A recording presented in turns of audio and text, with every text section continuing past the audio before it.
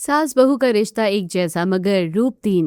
कामिनी अपने घर के लिविंग रूम में बैठी पुराने एल्बम के पन्ने पलटते हुए अपने बचपन की सहेलियों की तस्वीरें देखकर भावुक हो रही है और अपनी दोनों सहेलियों रागिनी और शालिनी को वीडियो कॉल लगाती है। ये कॉल को कॉन्फ्रेंस पर डाल देती है। थोड़ी देर में रागिनी और शालिनी दोनों कॉल पर कनेक्ट होकर बातें करते हुए। अरे कामिनी, बहुत दिनों बाद आज तुझे हमारी याद आई। दरअसल आज मैं अपने बेटे निखिल की शादी के लिए लड़की देखने जा रही थी। मुझे तुम दोनों की बहुत याद आ रही थी तो सोचा कम से कम फोन पर बात ही कर लूं। अरे कामिनी, तूने तो बिल्कुल सही समय पर फोन लगाया है। मैं भी अपने बेटे सूरज के लिए आज ही लड़की देखने जाने की तैयारी कर रही थी। अरे तुम दोनों तो अभी सिर्फ लड़की देखने ही जा रहे हो और कल ही मेरा लड़का राकेश लव मैरिज करके ले आया है। क्या? राकेश की शादी भी हो गई और बहू भी घर पे आ गई? हाँ, वैसे वो लव मैरिज करके लाया है लेकिन बहू बहुत अच्छी है। अभी अंदर कमरे में आराम कर रही है। जब वो उठेगी तो मैं तुम दोनों को उससे वीडियो कॉल पर मिलवाऊंगी। अच्छा अच्छा, चलो ये तो बहुत ही बढ़िया बात हो गई भाई। अब हम दोनों भी अपने अपने बेटों की शादियां जल्दी से निपटा लेते हैं, फिर हम तीनों एक दूसरे से फुर्सत में मिलेंगे। तीनों सहेलियां हंसते हुए कॉल काट देती हैं। अगले दिन कामिनी अपने पति कमल और बेटे निखिल के साथ लड़की देखने के लिए घर से निकलती है। उधर सेजल की मां कांता सेजल को उसके कमरे में कॉफी लेकर देते हुए। बेटा सेजल, मुझे पता है कि तुझे देखने के लिए लड़के वाले बाहर बैठे हैं तो तुझे थोड़ी घबराहट हो रही होगी। तू ये गरम कॉफी पी और थोड़ी देर रिलैक्स कर। माँ, आप मेरा कितना ख्याल रखती हो। क्या मेरी होने वाली सास भी मेरा इसी तरह ख्याल रखेगी? हाँ बेटा, बिल्कुल रखेगी। अगर तुम अपनी सास को अपनी सगी माँ समझोगी तो सास भी तुमको अपनी बेटी की तरह ही समझेगी। थोड़ी देर बाद सेजल के ससुराल वाले आ जाते हैं। सबको लड़की बहुत पसंद आती है। बातचीत के बाद दोनों परिवारों के बीच रिश्ता तय हो जाता है। वहीं दूसरी तरफ शीतल अपने कमरे में अपनी सहेली से बातें कर रही है। तभी शालिनी सोफे पर बैठकर अपनी बहू शीतल को आवाज देते हुए। अरे बहू शीतल, शाम हो गई है, जरा मेरे लिए एक कप चाय तो बनाकर लाके दे दे। मेरा तो मन करता है कि मैं अपनी सास को किसी तरह घर में डाल दूं। ऐसा करती हूँ कि अपनी सास से धीरे धीरे बहाने मारकर काम करवाना शुरू करती हूँ। वैसे भी शहर में नौकरानियां बहुत महंगी मिलती हैं, ये बुढ़िया मुफ्त में पूरा काम कर देगी। थोड़ी देर बाद शीतल अपनी सास को चाय देते हुए। माँ जी, ये लीजिए आपकी गर्मा गर्म चाय। माँ जी, आज अचानक मेरे पेट में बहुत तेज दर्द हो रहा है, मुझसे खड़ा नहीं हुआ जा रहा। आज रात का खाना आप खुद ही बना लो ना प्लीज। अरे तेरे पेट में दर्द है, ठीक है बहू, कोई बात नहीं, तू जाकर आराम कर। आज रात का खाना मैं खुद ही बना लेती हूँ। चलो अच्छा हुआ मेरा आइडिया काम कर गया और मेरा आज का काम तो टल गया। शीतल अपने कमरे में जाकर आराम करने लगती है। शालिनी किचन में जाकर खाना बनाने लगती है। थोड़ी देर बाद शालिनी का बेटा राकेश ऑफिस से घर वापस आता है। वो किचन में अपनी माँ को खाना बनाते देखकर। अरे माँ, आज आप किचन में खाना बना रही हैं, शीतल कहाँ गई? बेटा, शीतल के पेट में बहुत तेज दर्द है, इसलिए वो अपने कमरे में आराम कर रही है। अच्छा ठीक है माँ, मैं देख कर आता हूँ। उधर तीसरी सहेली रागिनी भी अपने पति और बेटे सूरज के साथ लड़की देखने आए हैं। नीलम थोड़े मॉडर्न स्टाइल के कपड़े पहने हुए चाय लेकर आती है। रागिनी नीलम से चाय लेते हुए। ये होने वाली बहू ने कैसे कपड़े पहन रखे हैं, इतनी मॉडर्न है ये। अभी मैं इसे कुछ नहीं बोलती, लेकिन एक बारी शादी करके मेरे घर आ जाए फिर मैं इसे सब सिखा दूंगी। अच्छा है, मेरी जॉब लगने वाली है, मैं अपनी शादी के बाद अपनी जॉब करूंगी। रिश्ता तय होने के बाद रागिनी और उसके घर वाले वहां से चले जाते हैं। कुछ दिनों बाद दोनों सहेलियों के घरों में धूमधाम से शादियां हो जाती हैं। इधर कामिनी के घर में नई बहू सेजल की पहली रसोई है। सेजल सुबह तैयार होकर कामिनी के पास आती है और। माँ जी, आज मेरी पहली रसोई है तो आज मैं सबके लिए खाना बना देती हूँ। आप मुझे बता दीजिए। बेटा तू जाकर अपनी पसंद का खाना बना ले। सेजल किचन के अंदर जाती है और एग्जॉस्ट फैन की बटन चालू करते हुए अपने आप से। यहाँ तो बहुत गर्मी है और एग्जॉस्ट फैन भी खराब है। तभी कामिनी वहां आकर। अरे बेटा सेजल, तू यहाँ चुपचाप खड़ी होकर क्या सोच रही है? माँ जी, किचन का तो एग्जॉस्ट फैन खराब है। इतनी भयंकर गर्मी में इतना सारा खाना अकेले कैसे बना पाऊंगी, मुझे समझ नहीं आ रहा। बस इतनी सी बात, चल कोई बात नहीं, हम दोनों सास बहू मिलकर फटाफट खाना बना लेते हैं तो जल्दी भी बन जाएगा और तुझे अकेले गर्मी भी नहीं लगेगी।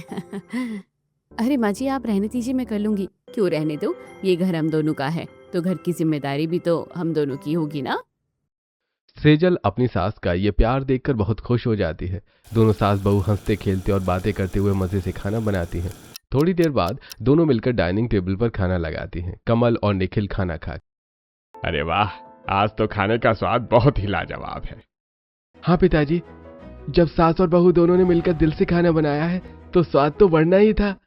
डाइनिंग टेबल पर सभी लोग हंसने लगते हैं। उधर शीतल वॉशरूम में आकर कपड़े धो रही शालिनी पर चिल्लाते हुए, माँ जी, अभी तक कपड़े नहीं धुले क्या? आप कितना सुस्त काम करती हैं। अभी तो पूरे हॉल की साफ सफाई भी करनी है, आंगन में झाड़ू लगाना बाकी है और दोपहर का खाना भी बनाना बाकी है। बहू, तुझे भी तो इस घर के काम में थोड़ी मदद करवानी चाहिए ना। तू पूरा दिन कमरे में बैठी रहती है। माँ जी देखो, एक बात आप कान खोलकर ध्यान से सुन लो। मुझसे ये झाड़ू पोछा और कपड़े धोने का काम नहीं होता। ये सब काम तो आपको ही करना पड़ेगा, मैं ये सब नहीं करूँगी। शीतल इतना कहकर वापस अपने कमरे में चली जाती है और दरवाजा बंद कर लेती है। शालिनी रोते हुए अपने मन ही मन में सोचती है, आज शाम को बेटा जब ऑफिस से आएगा तो उसे बहू की इस करतूत के बारे में जरूर बताऊंगी। शाम को राकेश ऑफिस से घर लौटता है और सीधे अपने कमरे में जाता है। अरे राकेश, आ गए आप? देखो ना, आज मेरी कमर में बहुत तेज दर्द हो रहा है। माँ जी घर का काम पूरा करती हैं लेकिन मुझे अच्छा नहीं लगता। मैं सोच रही हूँ कि क्यों ना हम इस घर में एक काम के लिए काम वाली रख ले।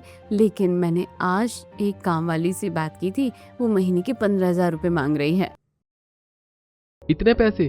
शीतल, तुम्हें तो अच्छी तरह पता है कि मेरी सैलरी अभी इतनी ज्यादा नहीं है कि मैं काम वाली का इतना खर्च उठा सकूं। माँ और तुम दोनों मिलकर घर का काम संभाल लो। लेकिन माँ जी सिर्फ मुझे काम करने को कहती है और काम करते हुए ताना मारती है। राकेश गुस्से में अपने कमरे से बाहर हॉल में आता है। तभी शालिनी, बेटा राकेश, मुझे तुझसे बहुत जरूरी बात करनी है। ये तेरी बीवी शीतल मुझसे दिन भर। माँ प्लीज, मुझे आपसे कुछ नहीं सुनना। ये क्या बात हुई माँ? ये घर तो हम सबका है ना। और अगर शीतल की तबीयत खराब रहती है और आप घर के काम में उसकी थोड़ी सी हेल्प कर दोगी तो उसमें आपका क्या बुरा हो जाएगा? राकेश इतना कहकर वहां से चला जाता है। शीतल कमरे के दरवाजे पर खड़ी होकर यह सब देख रही थी। वो मुस्कुराती है। शालिनी रोते हुए चुपचाप किचन में खाना बनाने चली जाती है। वहीं मन ही मन में सोचती है, आज अगर तेरे पिता इस दुनिया में होते तो मेरे साथ ऐसा बर्ताव कभी नहीं होता। उधर रागिनी अपने पति और बेटे के साथ हॉल में बैठी है। तभी नीलम वहां आकर, माँ जी देखिए, मैंने शादी से पहले एक बहुत बड़ी और अच्छी कंपनी में जॉब के लिए अप्लाई किया था। आज उस कंपनी से मेरा ज्वाइनिंग लेटर आ गया है। मैं कल से जॉब पर जाना चाहती हूँ। हमारे यहाँ पर ये सब नहीं होता। चुपचाप घर में रहो और घर का काम संभालो। लेकिन माँ जी, मेरी इतनी अच्छी पढ़ाई लिखाई का क्या फायदा अगर मैं घर में ही बैठी रहूंगी? मुझे जॉब करने दीजिए। मैंने एक बार कह दिया ना कि हमारे घर ये सब नहीं होता, मतलब नहीं होता। अब इस पर दोबारा बहस मत करना। अरे रागिनी, अगर बहू जॉब करना चाहती है तो करने दो उसे। आप चुप रहिए जी। मुझे ये सब पसंद नहीं है कि मेरी बहू जॉब करे। बात खत्म। नीलम, जब माँ नहीं चाहती तो रहने दो ना। और वैसे भी मैंने एक बड़ी कंपनी में जॉब के लिए अप्लाई किया है। बहुत जल्द मेरा ट्रांसफर हो सकता है। नीलम गुस्से में चुपचाप अपने कमरे के अंदर चली जाती है। इस तरह तीनों घर की अलग अलग परिस्थितियां सामने आ जाती हैं। कुछ दिनों बाद दोपहर के समय कामिनी अपने घर के हॉल में सोफे पर बैठी हुई है। तभी उसका बेटा निखिल चेहरे पर एक बड़ी सी मुस्कान लिए बहुत खुश होते हुए घर के अंदर आता है और अपनी माँ के पास बैठते हुए, माँ, मेरा ऑफिस में प्रमोशन हो गया है और साथ ही मेरा ट्रांसफर एक बहुत ही बड़े और अच्छे शहर में हो गया है। हमारी कंपनी ने मुझे वहां रहने के लिए एक बड़ा घर भी दिया है। अरे वाह निखिल, ये तो तूने बहुत ही बढ़िया खबर सुनाई है। रुक, मैं अभी अपनी दोनों सहेलियों को फोन करके खुशखबरी सुनाती हूँ। कामिनी तुरंत अपना फोन उठाती है और रागिनी और शालिनी को वीडियो कॉल मिलाकर कॉन्फ्रेंस पर डाल देती है। दोनों सहेलियां तुरंत कॉल उठा लेती हैं। अरे कामिनी, आज अचानक दोपहर में कैसे फोन किया? सब खैरियत तो है ना? हाँ रागिनी, सब बहुत बढ़िया है। मैं तो तुम दोनों को एक बहुत बड़ी खुशखबरी देने के लिए फोन कर रही हूँ। मेरे बेटे निखिल का प्रमोशन हो गया है और उसका इंदौर में ट्रांसफर हो गया है। अब हम सब वहीं पर शिफ्ट हो रहे हैं। अरे वाह कामिनी, ये तो बहुत अच्छी बात है। बधाई हो। वैसे मेरे बेटे की भी जॉब भी इंदौर में लगी है। हम भी वहीं शिफ्ट होंगे। यार, ये तो कमाल का इत्तेफाक है। मेरे बेटे का ट्रांसफर भी इंदौर में ही हुआ है। चलो अच्छा है कि शहर में मिलना जुलना तो होता ही रहेगा कम से कम। वैसे कामिनी, तेरी बहू सेजल कैसी है? अरे रागिनी, मैं क्या बताऊँ, मेरी बहू सेजल इतनी अच्छी है कि पूरे घर का सारा काम खुद ही संभाल लेती है। मेरा तो वो अपनी सगी माँ से भी ज्यादा ध्यान रखती है। मुझे तो लगता है कि बहू के रूप में मुझे मेरी सगी बेटी मिल गई है। कॉल पर कामिनी की बातें सुनकर शालिनी मन ही मन। कामिनी अपनी बहू की कितनी तारीफ कर रही है। मेरी बहू भी तो किसी से कम नहीं है, भले ही वो मुझसे सारा काम करवाती है, पर अपनी सहेलियों के सामने मैं कम क्यों बनूं? हाँ कामिनी, मेरी बहू शीतल भी बहुत अच्छी है और मेरा बहुत ज़्यादा ख्याल रखती है। वो तो मुझे बिल्कुल अपनी सगी माँ जैसा समझती है और घर में मेरा पूरा आदर करती है। मेरी बहू नीलम भी बहुत अच्छी है। वो भी हर वक्त बस मम्मी जी करते हुए मेरे आगे पीछे घूमती रहती है और मेरी हर बात मानती है। तीनों सहेलियां बहुत खुश होते हुए फोन काट देती हैं।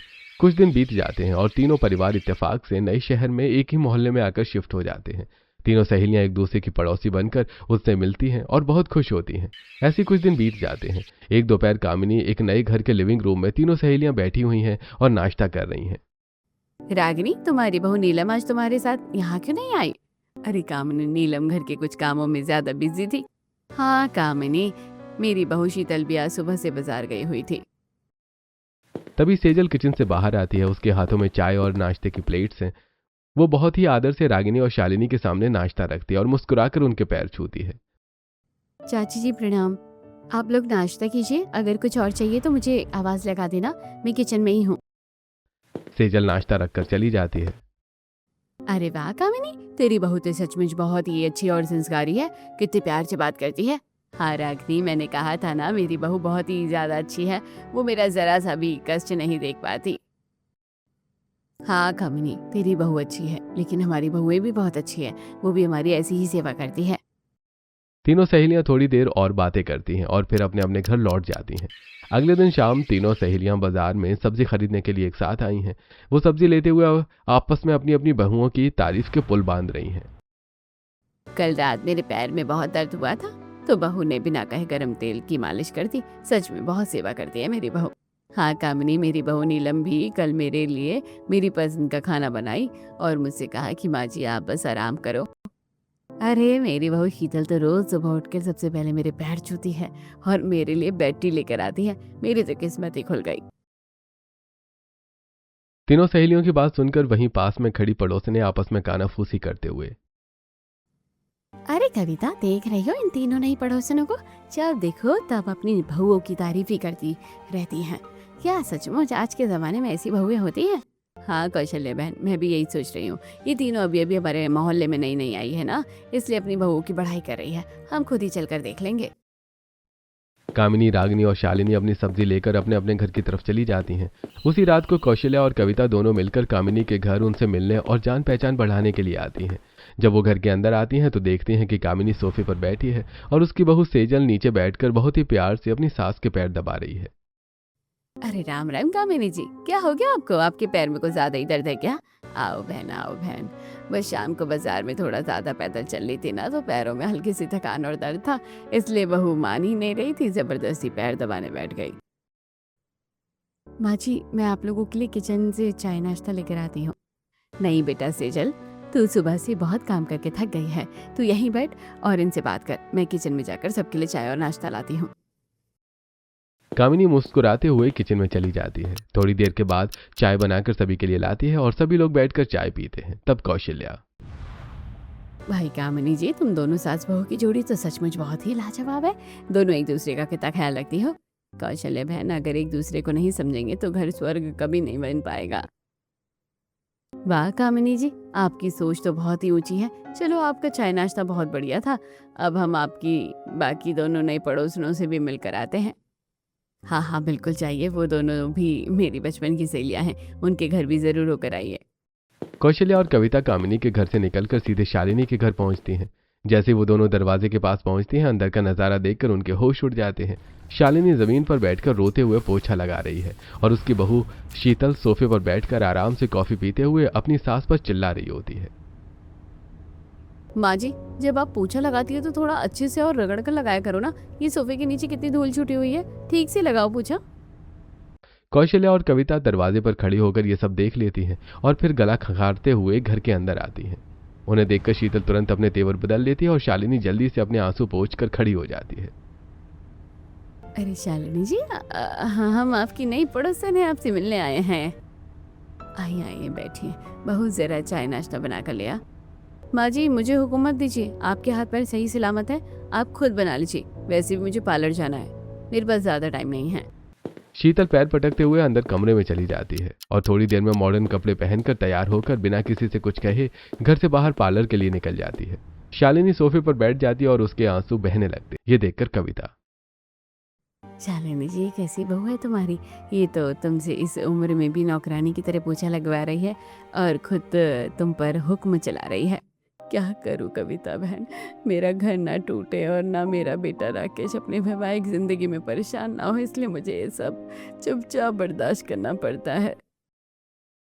थोड़ी देर बातें करने के बाद कौशल्या और कविता रागिनी के घर पहुंचती हैं। वहां भी दरवाजा थोड़ा खुला होता है। वो अंदर देखती हैं कि रागिनी अपनी बहू नीलम पर चिल्ला रही है। अरे नीलम, ये क्या बदतमीजी है? तुम ये जीन्स और टी शर्ट पहनकर बाहर कहाँ जाने की तैयारी कर रही हो? चलो अभी अंदर जाओ और साड़ी पहनकर घूंघट डालो। माँ जी, आज के ज़माने में कौन भला साड़ी पहनकर और घूंघट डालकर बाहर घूमता है? हमारे घर के संस्कार और नियम यही है। नीलम गुस्से में अंदर जाती है और एक भारी साड़ी पहनकर सिर पर लंबा घूंघट डालकर बाहर आती है। तब राकेश, ठीक है माँ, अब तो आपकी आत्मा को शांति मिल गई ना, अब तो मैं अपनी पत्नी को लेकर बाहर जा सकता हूँ ना। हाँ ठीक है, तुम बाहर जाओ, लेकिन एक बात कान खोलकर सुन लो, शाम को बाहर होटल का खाना मत खाना। हमारे घर की बहुएं घर के सब लोगों के साथ बैठकर खाना खाती हैं। नीलम रोते हुए घूंघट संभाले बाहर निकलती है। तभी दरवाजे पर कौशल्या और कविता खड़ी मिलती हैं। नीलम उन्हें बिना देखे रोते हुए बाहर निकल जाती है। रागिनी उन दोनों को देखकर, अरे बहन, आप लोग दरवाजे पर क्यों खड़ी हैं? आइए अंदर आकर बैठिए ना। हाँ रागिनी जी, हम तो बस सोचा कि नई पड़ोसनों से मिलकर आते हैं। अब आपकी बाकी दोनों सहेलियों कामनी और शालिनी से भी मिलकर ही आ रहे हैं। अच्छा, आप उन दोनों से भी मिलकर आई हैं? हम तीनों तो बचपन की सहेलियां हैं। वैसे मेरी बहू की बातें सुनकर आप लोग बुरा मत मानना, आज की बहुओं को थोड़ा दबाकर और कंट्रोल में रखना पड़ता है, वरना आजकल की बहुएं जरा सी छूट मिलते ही हवा में उड़ने लगती है। जी रागिनी जी, हमने देख लिया। चलिए अब शाम काफ़ी हो गई है, हम अपने घर चलते हैं, फिर कभी फुर्सत में बैठेंगे। कौशल्या और कविता रागिनी के घर से बाहर गली में आती हैं और आपस में चर्चा करने लगती हैं। देखा कविता बहन, इन तीनों सहेलियों के घरों का हाल। वो कामिनी और उसकी बहू के बीच कितनी बेहतरीन अंडरस्टैंडिंग है और प्यार है, और दूसरी तरफ वो शालिनी जिसकी बहू ने उसे अपने घर की नौकरानी बनाकर रख लिया है, और तीसरी रागिनी तो अपनी बहू को ही पैरों की जूती और गुलाम समझकर उस पर अत्याचार कर रही है। हाँ कौशल्या बहन, तुम बिल्कुल सही कह रही हो। एक जगह सास पीड़ित है, दूसरी जगह बहू पीड़ित है, और सिर्फ कामिनी के घर में ही असली सुख और शांति है। दोनों पड़ोसन अपने अपने घर चली जाती हैं। समय तेजी से बीत रहा है। कामिनी के घर में हर दिन खुशियां और हंसी मजाक का माहौल रहता है। शालिनी के घर में शीतल का अत्याचार बढ़ता जाता है और रागिनी के घर में नीलम का दम घुटने लगता है, जहां रागिनी उसे हर छोटी बात पर टोकती है।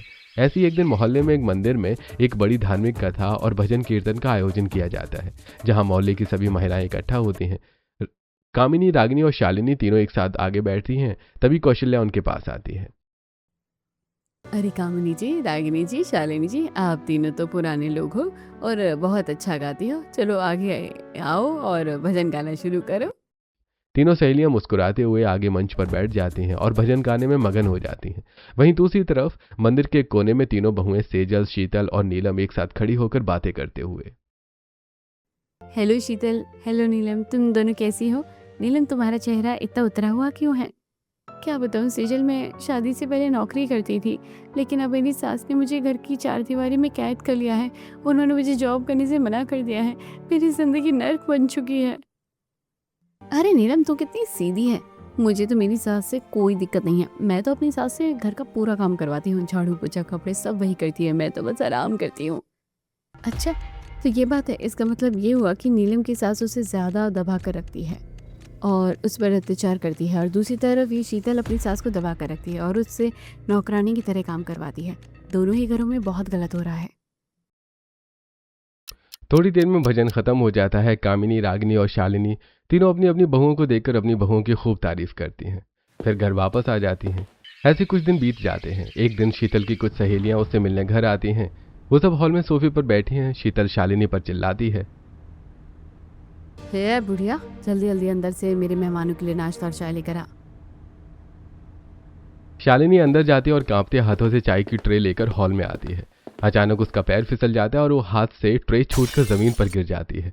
सारे कांच के महंगे कप टूट जाते हैं। शीतल गुस्से में लाल होते हुए उठकर शालिनी को थप्पड़ मारते हुए, शर्म नहीं आती बुढ़िया तुझे? ये क्या घटिया हरकत है तेरी? मेरा इतना महंगा चाय का सेट तोड़ दिया। अरे शीतल, ये कौन है यार? तूने इन्हें थप्पड़ क्यों मार दिया? अरे यार, ये हमारे घर की नौकरानी है, वैसे भी ढंग से कोई काम नहीं करती है, हमेशा नुकसान करती रहती है। बहू, ये तू क्या कह रही है? चुप रह बुढ़िया, ज्यादा बकवास मत कर और चुपचाप अंदर अपने कमरे में जा। शालिनी रोते हुए अपने कमरे के अंदर चली जाती है। शीतल अपनी सहेलियों के साथ फिर से हंसने खेलने लगती है। शालिनी कमरे में बैठकर फूट फूट कर रोते हुए अपने आप से, आज तक तो बात सिर्फ काम करवाने की थी, जिसे मैं अपने बेटे की खुशी के लिए सह लेती थी, लेकिन आज बात मेरे आत्मसम्मान और ज़मीर पर आ गई है। इस घर में अब मेरी कोई जगह नहीं है, मैं यहाँ अब एक पल भी नहीं रुकूंगी। उसी दिन रात के अंधेरे में शालिनी एक छोटा सा थैला लेकर चुपचाप घर छोड़ देती है और सड़क पर निकल जाती है। ठीक उसी समय कामिनी और उसकी बहू सेजल अपने घर की छत पर टहल रही थी। तभी सेजल की नजर नीचे सड़क पर जाती है। अरे माँ जी, देखिए ना, वो नीचे सड़क पर रात के अंधेरे में शालिनी आंटी अकेले अपना थैला लेकर कहाँ जा रही है? अरे हाँ, ये तो शालिनी ही है। इतनी रात को ये कहाँ जा रही है? चल सेजल, हम जल्दी नीचे चलते हैं। कामिनी और सेजल तुरंत दौड़कर नीचे सड़क पर आती हैं और शालिनी को रोककर अपने घर लाती हैं। शालिनी उन्हें पूरी बात बताती है। यह सुनकर कामिनी, कोई बात नहीं शालिनी, तू आज से यहीं मेरे घर पर रहेगी, और हाँ, किसी को कुछ पता नहीं चलना चाहिए कि तू यहाँ है। तू यहीं आराम कर। शालिनी वहां रुक जाती है। अब अगले दिन सुबह रागिनी के घर नीलम हॉल में आकर रागिनी से, माँ जी, मैंने सोच लिया है कि मैं कल से अपनी जॉब पर जाऊंगी। मैं घर में कैद होकर नहीं रह सकती। नीलम, मैंने तुझे एक बार मना किया था ना कि हमारे घर की बहुएं बाहर जाकर नौकरी नहीं करेगी। माँ जी, कैसी अजीब बात है। इस घर में आने के बाद ना तो मैं अपनी मर्जी से हंस सकती हूँ, ना ही मैं अपनी मर्जी से अपने पति के साथ कहीं बाहर घूम सकती हूँ, ना कहीं बाहर जा सकती हूँ। दिन भर इस घर में अकेली बोर होती रहती हूँ और अब जॉब भी नहीं कर सकती। ये हमारा घर है नीलम, और हमारे घर में तुझे ऐसी ही जिंदगी जीनी होगी। हमारे नियम नहीं बदलेंगे। नीलम गुस्से में अंदर अपने कमरे में आकर सूरज से, सूरज, तुम अपनी माँ को कुछ कहते क्यों नहीं? तुम चुपचाप तमाशा क्यों देखते रहते हो? नीलम, वो मेरी माँ है, मैं उन्हें क्या कहूँ? वो घर में जो भी कहती हैं तुम वैसा ही कर लो ना, बात को आगे मत बढ़ाओ। बहुत हो गया सूरज, अब पानी सिर से ऊपर जा चुका है। अगर तुम मेरा साथ नहीं दे सकते तो मैं अब तुम्हारे साथ इस घर में नहीं रहूंगी। मैं ये घर छोड़कर हमेशा के लिए अपने मायके जा रही हूँ। जाना चाहती हो तो सोच लो। मैंने अच्छी तरह से सोच लिया है। नीलम अपना सूटकेस पैक करती है और गुस्से में घर से बाहर निकल जाती है। ठीक उसी समय कामिनी के घर के बाहर उसकी बहू सेजल झाड़ू लगा रही थी। वो नीलम को सूटकेस लेकर आते देखती है और उसे रोकती है। अरे नीलम, रुको रुको, तुम सुबह सुबह ये सूटकेस लेकर कहाँ जा रही हो? क्या बात हो गई है? सेजल, मेरी सास ने मेरी जिंदगी बर्बाद कर दी। ना नौकरी करने देती है, ना चैन से जीने देती है। मैं अब उस घर में नहीं रहूंगी, मैं अपने मायके जा रही हूँ। तभी शोर सुनकर कामिनी भी अपने घर से बाहर आ जाती है। अरे नीलम बेटा, रो मत, चलो पहले तुम हमारे घर के अंदर चलो। कामिनी और सेजल नीलम को अपने घर के अंदर ले जाती हैं। जैसे ही नीलम हॉल में बैठती है, वो सामने शालिनी आंटी को बैठा देखकर हैरान हो जाती है। अरे शालिनी आंटी, आप यहाँ कामिनी आंटी के घर पर क्या कर रही हैं? नीलम, पहले तुम अपनी पूरी कहानी बताओ। शालिनी अपनी कहानी बाद में बताएगी। नीलम रोते हुए अपनी सास रागिनी के कड़े नियमों और अत्याचार की पूरी कहानी सुना देती है। नीलम बेटा, तुम यहीं रहो, तुम्हें मायके जाने की जरूरत नहीं है। जब तुम्हारे पति और सास को अपनी गलती का एहसास होगा, वो खुद तुम्हें यहाँ सम्मान के साथ लेने आएंगे। तुम दोनों यहीं रुको। नीलम भी वहीं रुक जाती है। अब अगले दिन सुबह सेजल किचन में अपनी सास से, माँ जी, मैं सोच रही हूँ कि क्या मैं आज खाने के लिए सबके लिए पिज़्ज़ा बना लूँ? मुझे पिज़्ज़ा बनाना बहुत अच्छा आता है। हाँ बेटा, तू अपने नए ज़माने की डिश पिज़्ज़ा बना ले, मैं तो पुराने ज़माने के गर्मा गर्म पकौड़े बना लेती हूँ। दोनों का स्वाद मिल जाएगा। नीलम और शालिनी किचन के बाहर खड़ी होकर कामिनी और सेजल का ये आपसी तालमेल देखकर आपस में बातें करते हुए, आंटी देखिए ना, इन दोनों सास बहू में कितना अच्छा तालमेल है।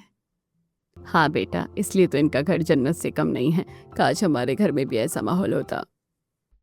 उधर राकेश शीतल से, शीतल, सुबह के 9 बज गए हैं, मेरी माँ कहाँ गई है? सुबह से घर में दिखाई नहीं दे रही हैं। मुझे क्या पता तुम्हारी माँ कहाँ गई है। वैसे भी बुढ़िया को कोई छोटा सा काम कहे तो उन्हें तुरंत बुरा लग जाता है। जाने कहाँ मुंह काला करने चली गई होगी। राकेश शीतल को थप्पड़ मारता है। शीतल, तुम्हारा दिमाग खराब हो गया है क्या? मैं हमेशा सोचता था कि तुम दोनों आपस में मिलकर सब सुलझा लोगे, लेकिन तुमने तो मेरी माँ को ही घर से निकाल दिया। तुम्हें शर्म आनी चाहिए। ये भगवान, अब मैं अपनी माँ को कहाँ ढूंढूं? राकेश तुरंत यहाँ वहां अपने रिश्तेदारों को फोन लगाता है, लेकिन शालिनी का कहीं कोई पता नहीं चलता। वो बहुत परेशान हो जाती है।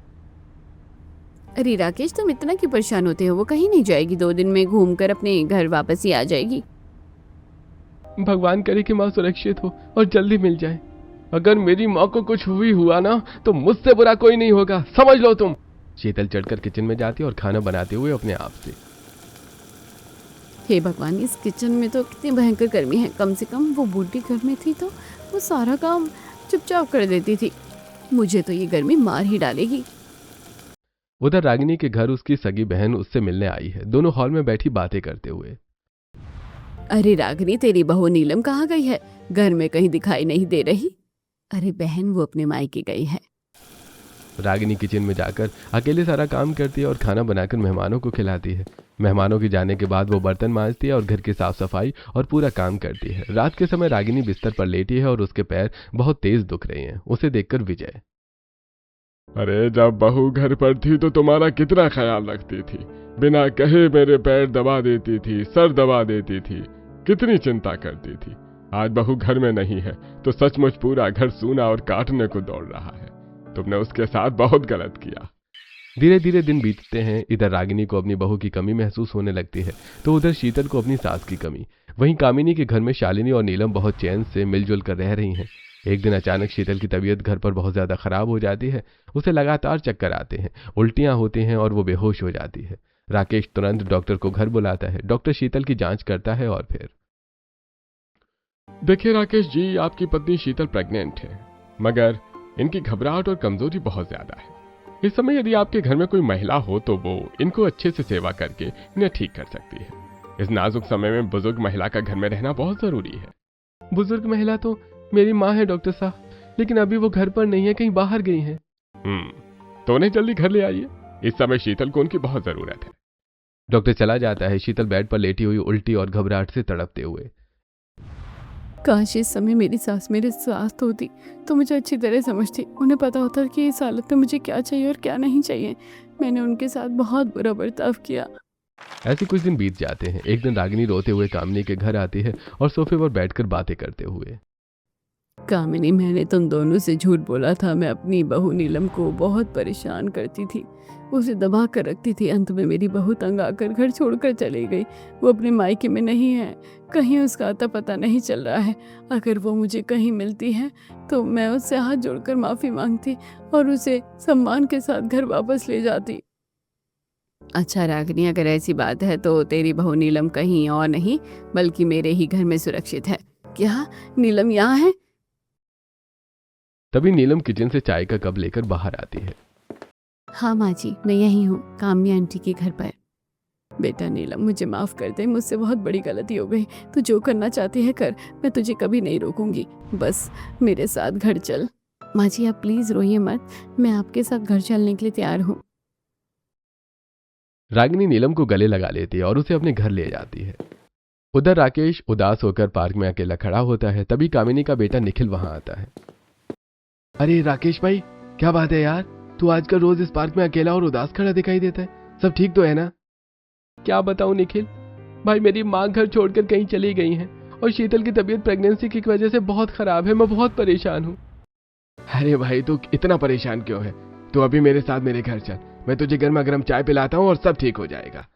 निखिल राकेश को अपने घर ले जाता है। तभी किचन से शालिनी चाय लेकर बाहर आती है। राकेश अपनी माँ को देखकर हैरान होते हुए, माँ आप यहाँ हो? मैंने आपको कहाँ कहाँ नहीं ढूंढा।